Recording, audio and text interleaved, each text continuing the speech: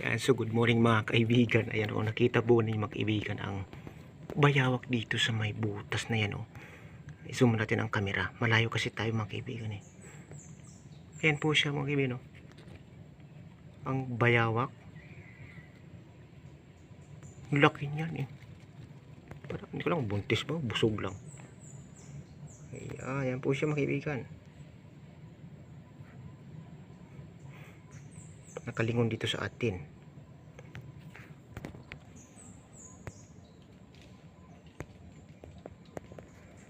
Yan po siya. Nakita na tayo ng bayawak ko. Hello bayawak. Yan po siya mga kaibigan no.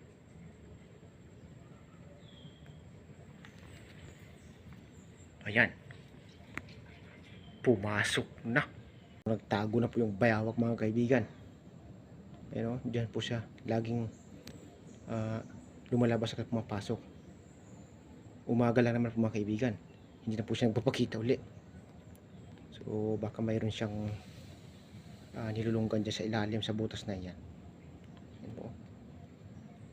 Yan, so maraming salamat mga kaibigan.